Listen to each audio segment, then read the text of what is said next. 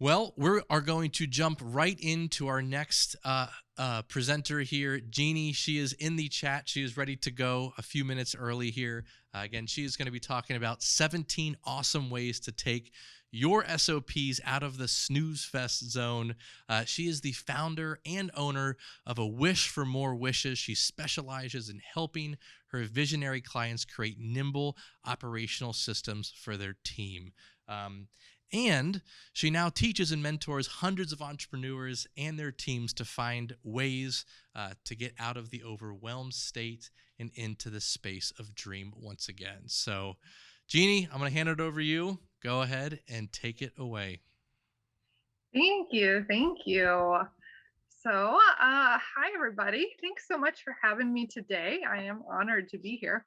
I'd love to know in the chat where you're from. So, I'm from Central Illinois, home of absolutely nothing besides bipolar weather that doesn't want to decide that it's spring, summer, or fall. So, let me know in the chat. I'd love to see that. But today we're going to talk about leveling up your skills, 17 plus, and spoiler alert, there's 20 because I couldn't decide how many I could fit into an hour. So there's 20 that we're going through today, but 17 plus awesome ways to take your SOPs out of the snooze fest zone. So we are going to talk about documentation and what are SOPs, why we should write them, why we don't write them, and how to get over that with some great tips to really make our SOPs more usable, more interesting, and best of all, make it worth our time and energy to write them, right? Okay, so who am I? I am Jeannie Stribling. I'm the founder and owner of Wish More Wishes. I work with entrepreneurial clients who are often visionaries, and we create nimble operational systems for them and for their team. That means I spend a lot of time working with dashboards and KPIs and SOPs and all those acronyms that are fun. But more importantly, I work with the teams that use those tools. And so that's really created with me a heart for equipping those teams to do a good job. Because when the team does a good job, I, as the operations manager, am better to do my job, right?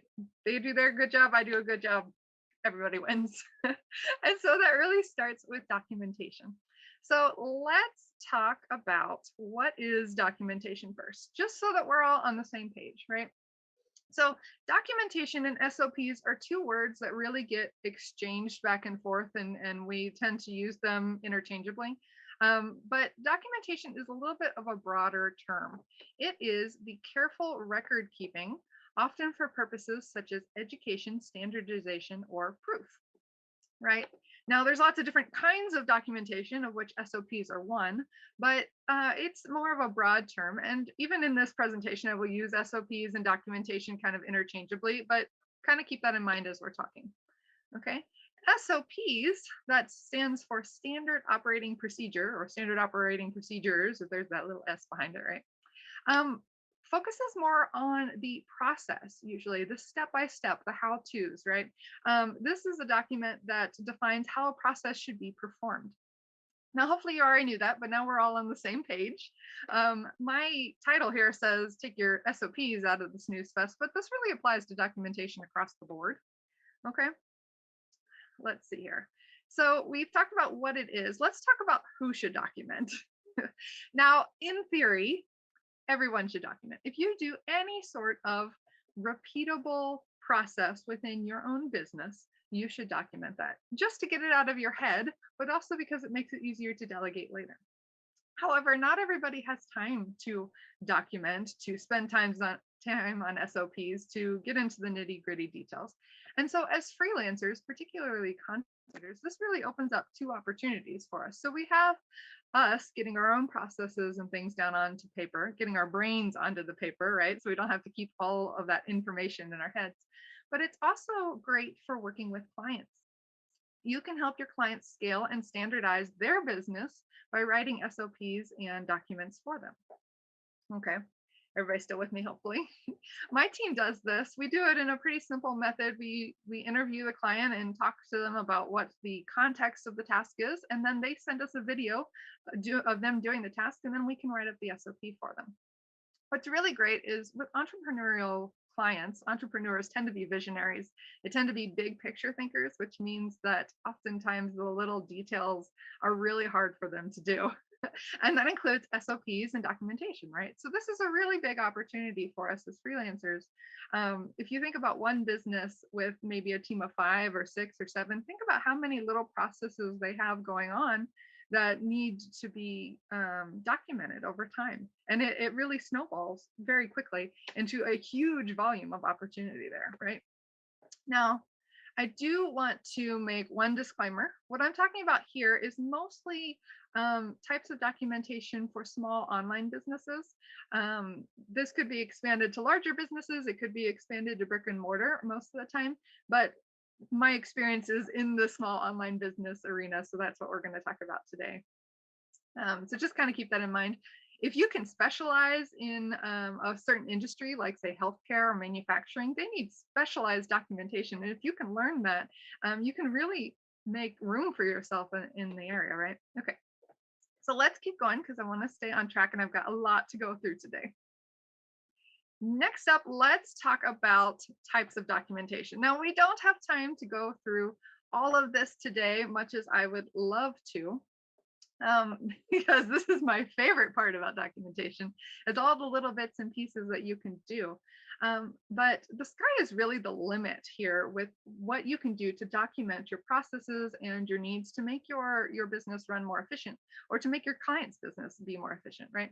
So you have your classic standard operating procedures, that's SOPs and TSOPs, that's a training SOP, policies, procedures, how-tos, etc. You also have case studies, which are more of kind of a one-time example situation. So this might be a specific example of something that happened, or a specific exception to the rule, or even problem-solving documents. That's a great example of a good case study. You also have checklists, and again, the sky's the limit there, right? You can do bulleted lists and process lists and numbered lists and task lists and checklists, and there's just so many varieties of lists that I could spend all day there. And then possibly my favorite category, diagrams. And that's anything kind of visual, usually a graphic, a table, a chart, a rubric is a really specific kind of diagram, a graphic organizer, things like that. Now, this isn't all the types of documentation there are, and you'll find that a lot of these documentation types will overlap. So in your SOP, you'll probably have a list of some sort, at least a process of this is how we do it, right? Or maybe you'll link to a case study of one example of how this process has gone in the past. So a lot of these types of documentation overlap and weave together to really create documentation as a whole. So now we've looked at what documentation is and SOPs. We've looked at who documents and types of documentation, but now we're going to focus on why.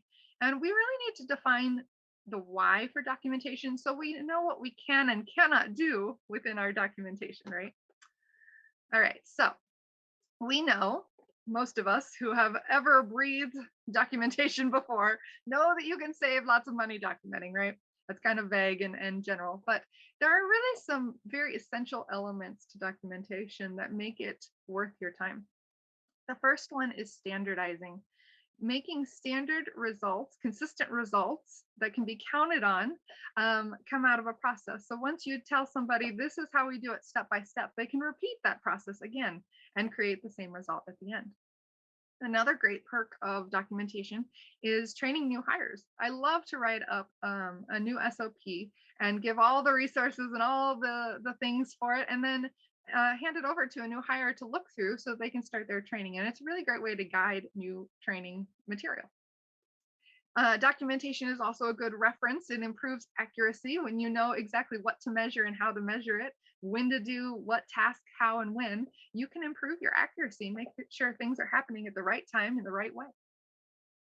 Next up, saving time. Now, this is one of my favorites because everybody likes to have more time in their day, right? But this is really created with habits. Habits are things we repeat over and over, and we quickly become much better at them, right? So if we're using our SOPs to document and we're keeping them accurate and up to date, and we are consistently doing our standard consistent results and our tasks in the same way, we're creating a habit that gets faster and easier as we go along, and we're saving time and energy. Another perk of documentation, another reason why we document, is how many times in your life can you think of that you needed to prove something to another human being? You needed to prove that something happened or something didn't happen. You needed to prove that it happened in a certain amount or in a certain way. Documentation is a great way to have proof of what happened and even why it happened and the context around it. Now, the last two here are some of the most important reasons why we document. The first is to gain clarity over what should happen. Now, that's what should happen now, because of course we've listed out our steps and our processes and things like that, but also what should happen in the future. Because if you know what happens today, you can plan for the future based on those consistent results and knowing that your accuracy is improving. Now, the very last one kind of sums it all up. When you can make your systems repeatable, you can make your business scalable. And that's really the key point here, right? For the reason why we document. We document so that we can scale our businesses. And that's really important to our clients, but it's also really important to us. So now we have all these great reasons to document. So the question is, why don't we document? Now, I suspect you probably already know the answer to this one. The problem with documentation is it's blooming boring, right?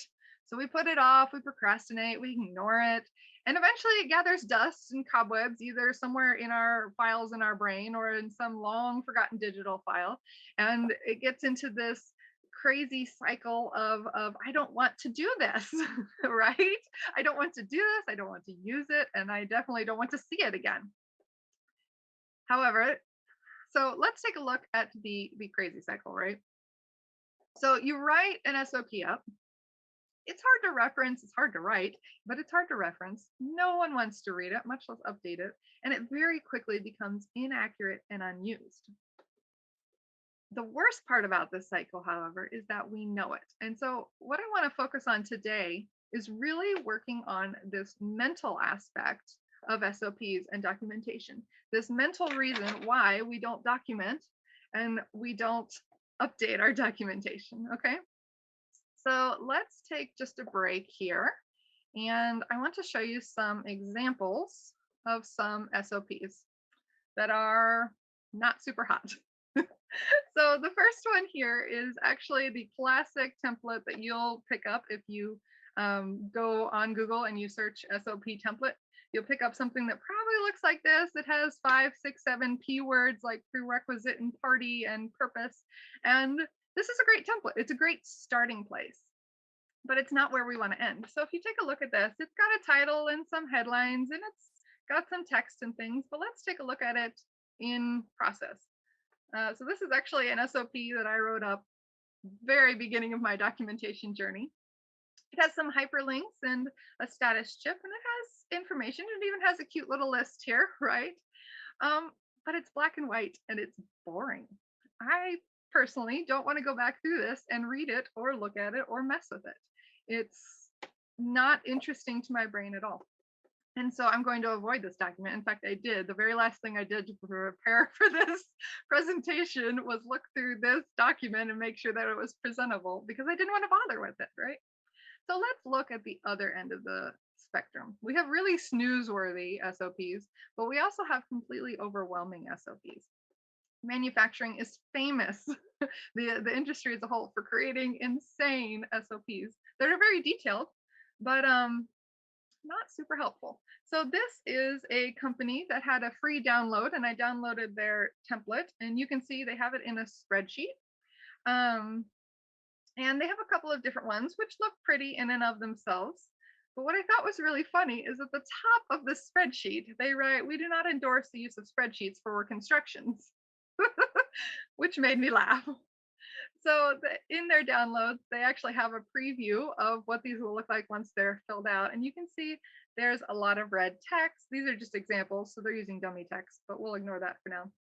But there's a lot of red text. There's a lot of images, a lot of boxes, even a little key here. But it's really hard to decide where to put your eyes, where to start, and what you need to reference when, right? So it becomes really, really overwhelming. Now, this is a wonderful company. They actually have a documentation software for manufacturers that's really very clean and pretty and beautiful. But I wanted to point that out so that we had an idea of what we're looking at here.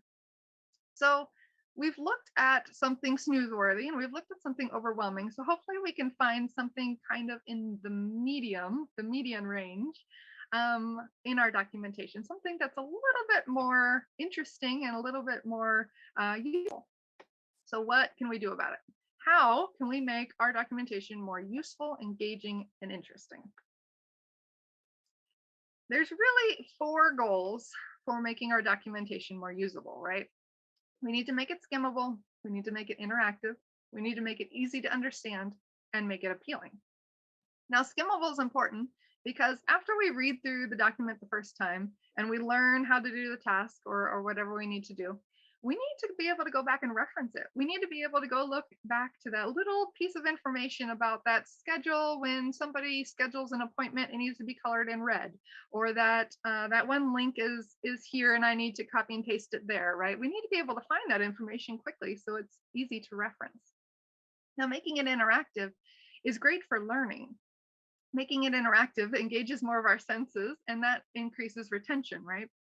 And not only retention, but interest levels. Making it easy to understand kind of works with both of those. You don't want to create more work for yourself. An SOP that nobody can understand doesn't do any good for, well, anyone, right? And finally, we want to make it appealing. Now, this sounds a little bit vain, but for those of you who are in the design industry, you know this is super important because something that simply looks attractive or looks easy to read, that's the key, looks easy to read, right? Makes it more likely that this SOP will be used. So let's dive into our tips. Like I said, there'll be 20, just so you know where this is going today. None of these are really rocket science. These are things that you've probably done before, and maybe you even include in your documentation or your content writing or your SEO. It's not new stuff, but it's kind of a list that I've compiled to give us a better idea of good ideas to use in our SOPs. All right. So number 1 is to use video and text. Now, I cannot stress the word "and" there well enough. Lots of operations people will tell you, well, just record a video and use that for your documentation. And that's good, but it's not complete. And here's why. Videos are really great because you can, you're almost like you're there watching over the shoulder of the person doing it. You can narrate along as you go, and you can really get kind of a 3-dimensional view of the task and how to do it. However, you can't skim a video. You can click through a video, but it's not going to be as efficient as skimming some text. And so I really like to use both video and text in my documentation so that we get the perks of both, right? A great example of this is podcasters. Now, this is, of course, audio and text usually, but you'll oftentimes get the audio recording, right? But then they'll have the show notes with maybe some timestamps and a few links and a few where to go next, and maybe a little summary of what they're talking about in that episode, right? The example here is from Virtual Summit Mastery. This is actually a podcast that they did a video, so it made its way into my examples here. But you can see how the video is there and it's appealing looking, but the text is easy to skim because not only does it have links and things, but it also has headings that kind of break up the wall of text and things, right? Okay, so this makes it easy to reference, easy to skim, and interactive because videos are fun, right? We all love YouTube. All right, let's go to the next tip here. This is possibly my favorite one. Maybe I'll say that a few times. So we'll say it's one of my favorite ones. In case you haven't noticed from my slideshow, I really like color. I really like color. It increases appeal and it increases understanding. Now, there's a few ways you can use color in your SOPs. The first is branding. You can color your SOPs to match the branding of your client. That not only makes it look a little bit more official, but it also makes it a little more interesting. And we'll look at an example here in just a minute. But you can also create associations using visual indicators, right? So if you are using a program that highlights text green when you do this one action, and then in your SOP, you use an example of text that's highlighted green, you've created a mental connection between successfully completing the task and the instructions, right? And so the person reading has this association, this visual indicator that they are successfully doing the task. You can also do that for warnings and things gone wrong, right?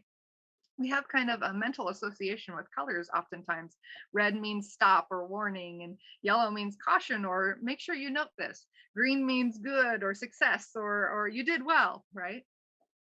So you can really use these as visual indicators. You can also use these to increase comprehension with those mental associations. Okay. Now, you do have to use color strategically, right? You can use it to increase comprehension, but don't rely on it exclusively. Use it to reinforce. There's two reasons for this. The first is that color is not always universal. What green means to me might not be the same as what green means to somebody across the world. Green to me means my branding colors and a great color to choose for everything. This is for Probably not the same for you. The second reason is who's half of a good portion of the world is colorblind or sees colors differently, right? In my family, 3 of my 6 children are actually colorblind, and we have had so many conversations about what color something is.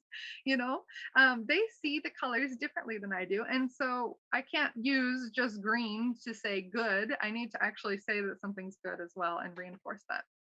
So use it strategically. Now, the last part of color is you need to be consistent. If you make it green in one instance, you need to make it green across the board, right? So let's take a minute to look at the appeal part of this. So here is the SOP that I showed you earlier. It's kind of boring in black and white. It has the links that naturally color themselves, right? Most programs create hyperlinks in blue. But it's dreary. Now watch what happens when I change the title to be just on one line, and I change the color to color our headlines in green, because green is the ultimate color, right? You can see that the appeal just kind of jumps a little bit between the dreary one and the green one. This makes me just a little bit more inclined to want to read it. All right, moving right along right now. Our tip number 3, include screenshots. Now, this is something a lot of people do, and they do it to varying degrees of success. But screenshots are a wonderful midpoint between your narrated video and your text, right? Because you can show things in a still frame. Not everything, you're not going to want everything in a video. For instance, that URL, you could type it out, or you could simply screenshot it and use it in your documentation. Lots of screenshot programs have great tools for highlighting or circling or arrows like I have here. I have a few of my favorite tools listed here. I love using just the native snipping tool on my Windows computer. It's super simple and lightweight and easy, and it's not super high tech, but it's, it does the job. Another extension for Chrome that I like to use is called Nimbus. It's pretty reliable. I used that a lot when I did web design and needed to take a lot of screenshots. And so Nimbus is great because it turns your screenshots into a URL. And so you can just share that with somebody and not have to share the whole graphic. Another one that I use often is my phone. And I'm surprised how often this happens, that I'm scrolling on my phone and I see something that I need to remember later, and I'll take a screenshot of it and use that, or somebody else will send me a screenshot from their phone. And somehow those make their way into our documentation. The one that I'm really fascinated with right now is another Chrome extension called Awesome Screenshot. All the screenshots from my presentation today were used from Awesome Screenshot.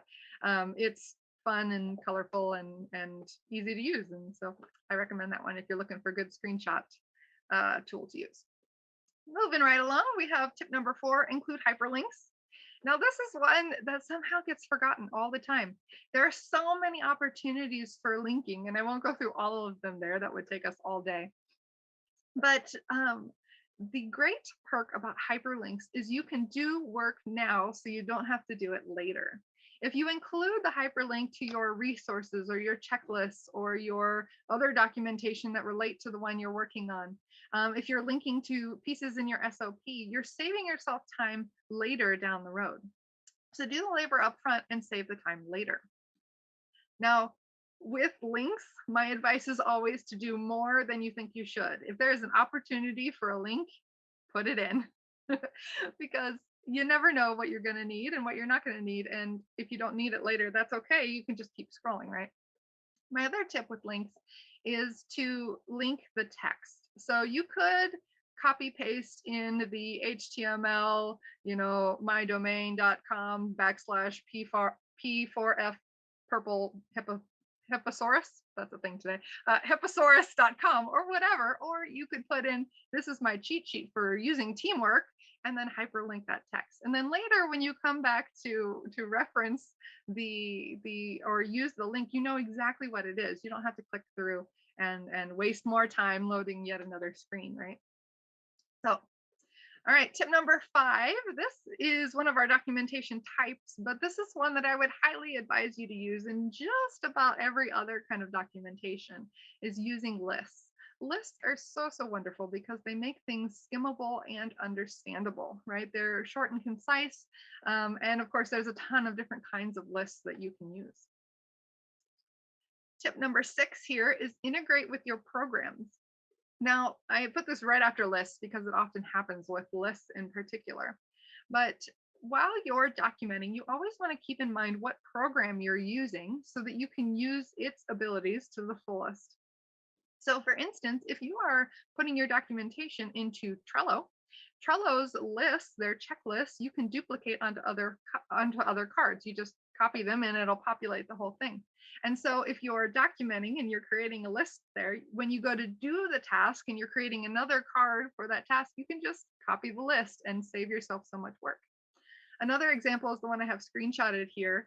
Teamwork has a program called Spaces, and Spaces will actually embed the checklist from your project management side onto your documentation. And so you can kind of see how I've written out a list here at the top, and then I've embedded with the arrows the checklist template that we use to perform this list. Now, technically, I wouldn't even need to write out that list, but I wanted to add extra details, so that's why that's there. I could just embed the checklist from the teamwork side of the program into my SOP and save so much time and energy on both sides of the equation. Okay, so integrating with your programs is really helpful, and oftentimes it's great to do with your lists. Now 7 and 8 kind of go together. 7 is make it searchable. If you can't find one document among the 7,000 that you've written, that one document does you absolutely no good, right? If you cannot search and find it, we're in trouble. It doesn't do you any good. You've lost all that energy and time you put into it. So this is another example of when you need to be thinking about what program you're using for your documentation. Are you using Spaces? Are you using Google Drive? That's a really common one. Are you using a wiki program or a project management software to do all of your documentation in? So when you start your work, you need to think about, how does the search function in your program work? So let's go back to our Trello example. If you're using Trello, Trello's search function is not hot. I love Trello, but its search function isn't super great. When you type it in, you might get the card you're looking for. You might get a card from a board that you used 4 months ago and haven't seen in a while. Whereas if you use the Google Drive function of search, you're going to get a lot more results, right? So you need to understand how the search function in your program works. Does it just search the titles like Trello? Is that the only thing that comes up? Or does it search the titles and the content that you've written? Does it search the titles and the content and maybe like a meta description that you've also written that's attached to it in the program, right? So think through your search function and how that works, because where you put the keywords for what type of documentation this is, what it's about, is going to matter later when you go to find it and use the search for it, right? The other one is to organize, because when the search fails, you're going to end up sorting through all of your files.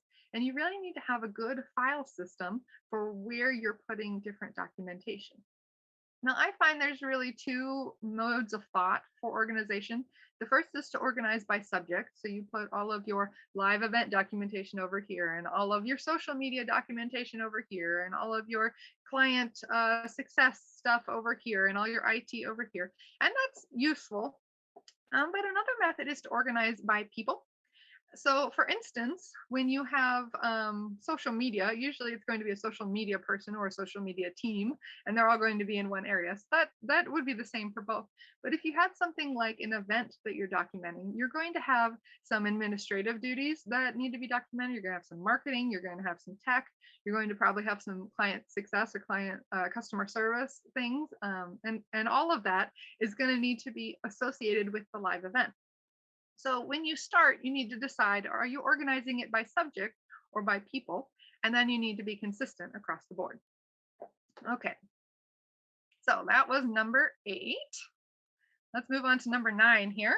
This is another of my favorites, and it might be because it usually includes color. Number 9 is include a status chip. You don't want to go back to an old piece of documentation and wonder, when was this updated? Do we include all the information for the change we made last month? You need to know when it was updated and what the status is of the document. Now, there are lots of other statuses you need, but these are some of the most popular. For Google Docs, I'll oftentimes write underneath the title, like you can see in the screenshot, just write updated and the date. One of my favorite programs, Spaces via Teamwork, like I talked about earlier, has this beautiful status chip feature where they will automatically color and format your status chips. And so we just keep this running list of our status chips on our templates, and then you can update it for which one applies to your document. And then it's really easy to see very quick, oh, this document's still in a draft, I need to finish it, or it's ready for review, or maybe I realized that this one piece is out of date, but I don't have time right now to update it. So I'm going to put the needs to be updated status chip here so that we can remember that for later. Okay. Tips number 10, 11, and 12 all kind of run together in quick references. Watch while I stumble over my words today. Number 10, and quick references are great because they make the document more usable, right? We're really increasing our ability to utilize these tools that we've created. Number 10 is using a table of contents. Most programs I've found, even Google Docs, will create a table of contents. You can see an example there in my screenshot of hyperlinked table of contents. Now, this is really, really useful if you have a long document, because you can hyperlink to the different headings and easily jump between the pieces. And that saves you a lot of time later on when you're not scrolling for days, right? Number 11 here, a quick link section. Now, a quick link section is when you're kind of thinking about later uses of the document. I like to include this either at the top or at the bottom. And so this section is going to include links that you're going to need later. This might be the template you need to use to complete this task. It might be the reference video for which kind of schedulers get to be what color, little things that you're going to need to come to later. And you include them in this section so they're easy to find. Number 12 here is summaries right up front. Now, for those of you who didn't go to Bible college, there's a rule. Context, context, context. Context always matters. If you don't know the context of something, the rest will not matter to you because you have no way to gauge what it's about. I could start talking about I will totally botch it, but I could start talking about specific Pokemon and their specific powers. But if you don't know that I'm talking about Pokemon, can you tell I'm a mama, boys? If you don't know I'm talking about Pokemon, I sound like a crazy person. Context matters. So start with the context and start with the context right up front. A quick summary saying what this task is, why you do it, and what it affects is super, super important when you're talking about a document floating in the digital space. All right. Number 13, for all of you content writers out there, use your SEO best practices. This is super important. Now, we don't often think of using SEO within our internal business documents because we think of SEO as a marketing tactic, right? But SEO has the users in mind, and that's why it applies to documentation too. So using things like short, concise, and understandable sentences, that increases comprehension, right? And including descriptive titles and headings to organize, great for those table of contents, right? Following me here? Using a boring but readable font. While I'm all for the fun fonts, it's going to be a font that you're going to be staring at and trying to understand things, right? So yet another SEO concept that's really, really helpful. The HOTH has a great SEO set of courses, right? I have a screenshot for one that applies here if you're looking for a good resource to learn more about SEO. And I'm pretty sure our next speaker is talking on SEO as well. So I will leave the technical aspects of that to them. But one of the tools I like to use for my writing when I'm writing documentation is called the Hemingway app. And this is really great because you can copy and paste your content into the app and it will grade it and tell you how readable it is. It'll highlight sections where maybe you're using passive voice or your sentence is really hard to understand. And it's actually a really hard grader to like pass all the sentences. I don't usually pass all of them with it, but it's a good resource for improving your writing, both for SEO and for documentation.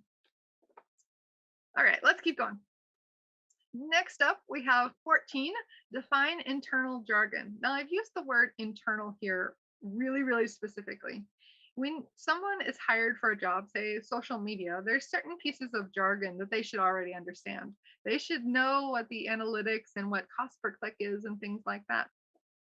A project manager should understand risk management, and an ads person, has their own jargon, right? But internal jargon is different. Internal jargon is jargon that's specific to the business itself and can be really, really hard for someone new coming in to understand because everybody teaching them already just knows the internal jargon because they've been using it, right?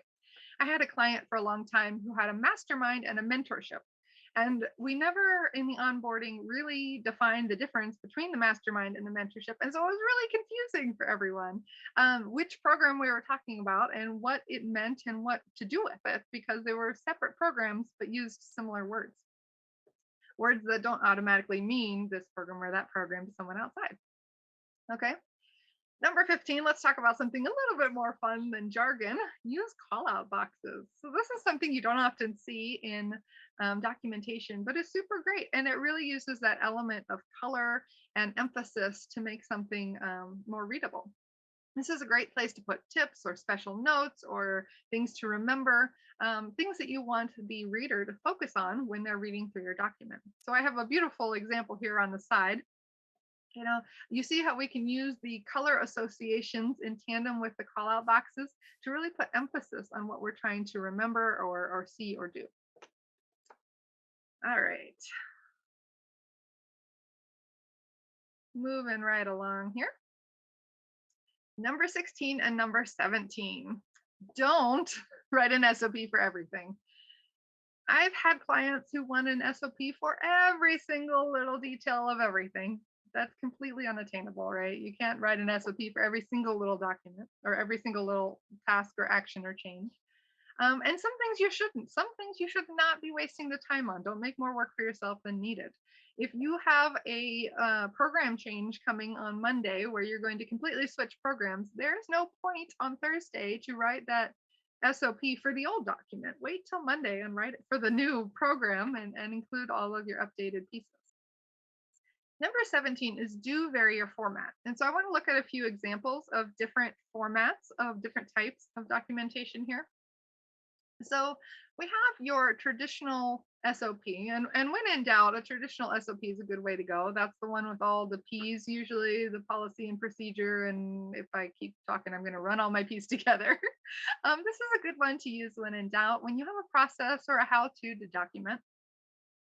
If we go all the way over to the right here, this is a TSOP, a training SOP. Now, this is really good when you're creating a document specifically for somebody new to a task. Maybe they're new to the business or maybe they're just new to this task. But this SOP is rearranged a little bit from the traditional P orientation, where you kind of give an introduction and you really lean on that context for somebody who's new. And then you link to all of your training resources so they can kind of learn in a logical and thoughtful process the new tasks that they're doing. With TSOPs, I will oftentimes put the quick links section at the very bottom so we can still reference this document and have an easy place to find the links we're looking for later, but so that they're not, in the way up at the top. And then, of course, we have case studies. We talked about earlier how they're kind of a one-time example. A case study is good. Let's say you were working on processing a credit card and it threw up a flag that says, destroy this card. I don't know if that actually happens. Does that happen? I don't know. Case studies are great for outlining what happened, what you did about it, and if you want to do anything different in the future, right? So you can see how these three different kinds of documentation can really lend themselves to different uses within your processes and procedures. Okay. Now, I do have a resource for you. This is a free resource. It's just a quiz that I created for what document format do you use? I'd love a better title for this one. Still working on that. But you can take this really quick quiz. It's free. And determine what kind of SOP documentation you should use for a specific project. So if you're kind of wondering what it is, you can go through the quiz, and you can take that as many times as you want. Just a fun little quiz. All right, number 18, another of my favorites, which I'm seeing a theme here. My favorites all seem to do with some sort of color. 18, create graphic organizer. So this is another type of documentation that really overlaps. Graphs, charts, diagrams, maps, visual aids, rubrics, tables are great. They really help add more context to what you're trying to expand. They're great for overviews, right? They're especially good for giving a bird's eye view of a concept or a series of concepts. So here in this example, at my church, we have 4 different kinds of support groups that are visited by husbands and wives, and some are accountability and some are support. And it was really, really confusing to everybody involved as to who should go to what group at what time. And so we created this cute little graphic organizer so that you know when there are men who need accountability, they go in this group. And when there are women who need support, they go in this group. And then we have these little cross arrows that illustrate, the husband and wife pairing would go in the opposite groups. And it really kind of clarified the questions that everybody had. And so graphic organizers are really great for clearing up more complicated concepts or things that you want to give a clear overview for. Number 19, we're almost done here, guys. Hang with me. Number 19, create a cheat sheet or other supporting document to go with your documentation. This is great when you have something that has a lot of reference points, right? Something that you're going to come back and need to look up again and again and again, like what color do things get, or which link do I use where, when you have a long list of things often. Cheat sheets are really great because you can link to them in your document, but you can also use all of your other tips within the cheat sheet, your graphic organizers and lists and links and screenshots and color. You can see in my example here that I've included little emojis to illustrate a point on what we're using for our communication. And I have a table there for what pieces of communication go in what section for when. Now, the one thing about a cheat sheet is we really need to keep it short and concise. A cheat sheet is only useful if we don't have to scroll for days, right? Okay, so let's go on to our very last tip for the day, and then we will wrap up. I hope you laughed. Did you laugh? This is my son. This is my son who is a goofball. I had left my phone unattended on the counter for too long, and he decided to leave me a nice little souvenir. Humor is a great piece to include in your documentation. It's good because it catches you off guard, and it takes what could otherwise be a really dry and boring document and makes it just a little bit more entertaining, right? It keeps us from total boredom. When you're talking about, and this file goes in this drawer and this file goes in this drawer, and then make sure you put this here and then alphabetize this, that, and the other thing. And then when the dragon ends up in the file drawer, he sometimes goes boom, and you catch people off guard, right? And you insert a little bit of humor to brighten their day. And so humor can be really, really powerful. All right, so let's review some of the resources that I've talked about today, and we'll be done for today. I hope you've enjoyed and maybe learned something new today. So the documentation quiz that I talked about, you can go to awishformorewishes.com/document-quiz, and you can access that anytime. I also have some resources on my resource page. There's the SOP template that I showed you earlier. That's a great jumping point. Don't stay with it, add things to it. Don't leave it boring. But there's an SOP template and an SOP on how to write SOPs on that page. That's awishformorewishes.com/resources. And then the Hemingway app, not a resource I created or anything, is just hemingwayapp.com if you want to use that for your writing. Now, I do have one other thing I wanted to share with you just quickly. I am working on a documentation certification course that comes out in July. And you are welcome to check this out and join the wait list to be notified later on. I told you at the beginning, I really have a heart for equipping teams to do their jobs well, because teams that are equipped well mean that operations go smoother. And when operations are smoother, the operations manager has a better, oh, my land's tumbling over my words today. When the operations go well, the operations manager is doing their job well. And when operations go well, you have more profit. And when you have more profit, you can scale your business. And so really, in the end, everybody wins. And that starts with documentation. And so I've created this course with the hope that I can help equip some of the writers and the teams out there to really standardize documentation across small businesses. And of course, if you go through the course, you get a certification badge to use in your credentials, on your website, on your portfolio, or whatever else. So thank you guys so much for listening to me today. You can always connect with me on my website or on social media. I'm so glad to have gotten to talk with you. Thank you. That was great. Thank you so much, Jeannie. That was I learned quite a bit there. I've made a couple SOPs in my days, but I don't actually make a whole lot of them, so I learned quite a bit. I will say one of the favorite things I heard you say that I've never thought of before is the internal jargon, and it makes so much sense because like we had a transition at the HOTH where we were saying the word leads, we were talking about prospects, we were talking about campaigns, and those are different from the way we use them versus the way our CRM defines those versus the way our email system defines those. And once we finally sat down and said, this is what a lead is, when they get to this point, they become a prospect, then we are all on the same page. So it helps a ton. So, well, great. Throw any questions in the chat here. We're going to get to them. I do want to start off with a question of my own, though. So you talked a lot about creating SOPs in docs. Are there ever any times where you create an SOP in, say, like Asana or a project management tool? Because sometimes I kind of struggle on, should this be an official doc or should I just make kind of like a checklist and call it a day? It's a great question. So I got a two-part answer for you. My first answer is all your official documentation and your full SOPs should be in one place. You should keep them within one program in Google Docs, in your project management software, in Spaces, wherever you're using. That's to make it easier to reference later, right? But the second one, you might remember, I think it was tip number 16 or 17, is don't write an SOP for everything.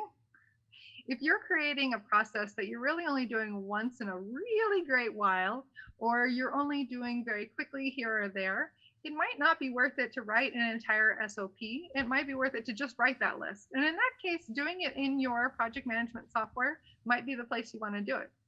So it really depends on the context of what you're writing. Are you writing something that's going to be used once quickly, or something that's going to be used regularly as a process that repeats and that you really want to solidify into an efficient method? Does that make sense? Yeah, it does. Thanks so much. Looks like we have a couple questions coming in. Let's start with, what is the most rewarding part of creating SOPs for yourself and for others? I gotta say, the day that somebody else willingly makes an SOP, it's like convincing the kids to do the dishes without asking. That's probably the most rewarding thing. But when you get people excited because they can create an SOP that makes their life easier, it's really rewarding to see that kind of snowball. I have a love of paperwork for some weird reason. Give me tables and graphs and don't give me taxes, but anything else. I have a love for those to begin with. So when I get to share that love, it's a lot of fun. Awesome. And I'd love to dive in a little deeper quick to the giving context part, because I think that's so important. So you said you kind of mentioned what the task is, why it's important. Do you ever go in any deeper on like trying to relate to the freelancer or a team member doing it on like why this role is critical, or what could happen if this role wasn't around, to try and provide a little extra sort of meaning and importance to it? Yeah, that's a great point. Oftentimes, SOP documentation is born out of somebody doing something wrong to begin with. Yep. So it's really good to note the context of where this came from, why we're documenting, and what we don't want to do. I mean, that's great. All right, and it looks like last question. It's a fun one too. What is your favorite Pokemon? Oh, lands. I know far more about Pokemon in my adult life than I ever knew as a teenager. But I have to say my favorite's probably Eevee. I tend towards those green plant type Pokemon. Well, great. Well, thank you so much, Jeannie. That was awesome. I hope everyone got a ton of value out of that because I know I sure did.